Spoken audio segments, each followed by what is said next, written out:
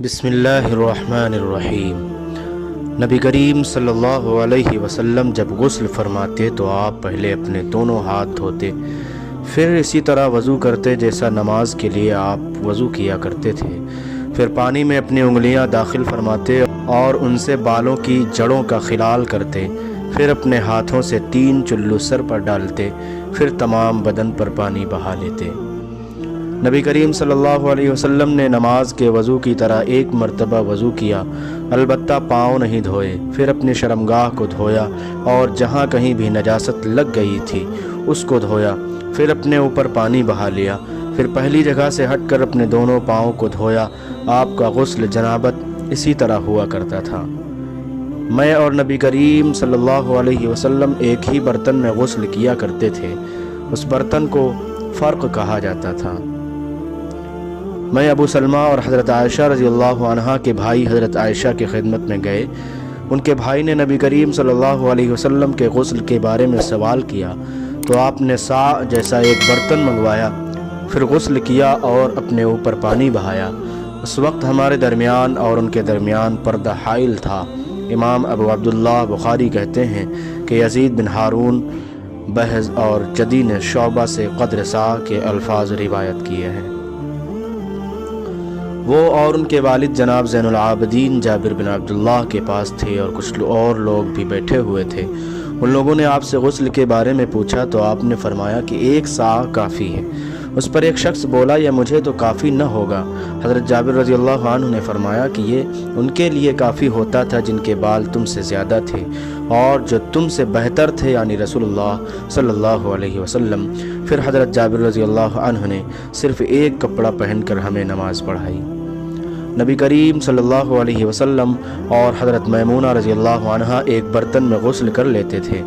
ابو عبداللہ امام بخاری فرماتے ہیں کہ ابن عینیہ اخیر عمر میں اس حدیث کو یوں روایت کرتے تھے، ابن عباس سے، انہوں نے میمونہ سے، اور صحیح وہی روایت ہے جو ابو نعیم نے کی ہے۔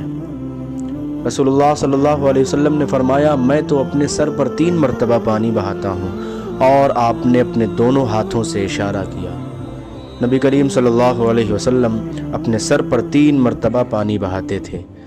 میرے پاس تمہارے چچا کے بیٹے، ان کی مراد حسن بن محمد ابن حنفیہ سے تھی، آئے۔ انہوں نے پوچھا کہ جنابت کے غسل کا کیا طریقہ ہے؟ میں نے کہا کہ نبی کریم صلی اللہ علیہ وسلم 3 چلو پانی لیتے اور ان کو اپنے اپنے سر پر بہاتے تھے، پھر اپنے تمام بدن پر پانی بہاتے تھے۔ حسن نے اس پر کہا کہ میں تو بہت بالوں والا آدمی ہوں۔ میں نے جواب دیا کہ نبی کریم صلی اللہ علیہ وسلم کے بال تم سے زیادہ تھے۔ ام المؤمنین میمونہ رضی اللہ عنہا نے فرمایا کہ میں نے نبی کریم صلی اللہ علیہ وسلم کے لیے غسل کا پانی رکھا تو آپ نے اپنے ہاتھ 2 مرتبہ یا 3 مرتبہ دھوئے، پھر پانی اپنے بائیں ہاتھ میں لے کر اپنی شرمگاہ کو دھویا، پھر زمین پر ہاتھ رگڑا، اس کے بعد کلی کی اور ناک میں پانی ڈالا اور اپنے چہرے اور ہاتھوں کو دھویا، پھر اپنے سارے بدن پر پانی بہا لیا اور اپنی جگہ سے ہٹ کر دونوں پاؤں دھوئے۔ نبی کریم صلی اللہ علیہ وسلم جب غسل جنابت کرنا چاہتے تو حلاب کی طرح ایک چیز منگاتے، پھر پانی کا چلو اپنے ہاتھ میں لیتے اور سر کے داہنے حصے سے غسل کی ابتدا کرتے، پھر بائیں حصے کا غسل کرتے، پھر اپنے دونوں ہاتھوں کو سر کے بیچ میں لگاتے تھے۔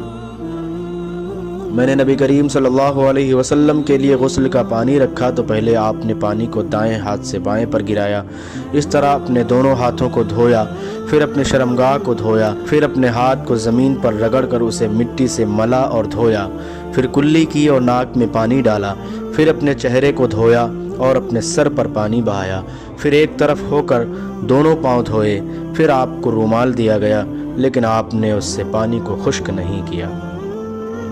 نبی کریم صلی اللہ علیہ وسلم نے غسل جنابت کیا تو پہلے اپنی شرمگاہ کو اپنے ہاتھ سے دھویا، پھر ہاتھ کو دیوار پر رگڑ کر دھویا، پھر نماز کی طرح وضو کیا، اور جب آپ اپنے غسل سے فارغ ہو گئے تو دونوں پاؤں دھوئے۔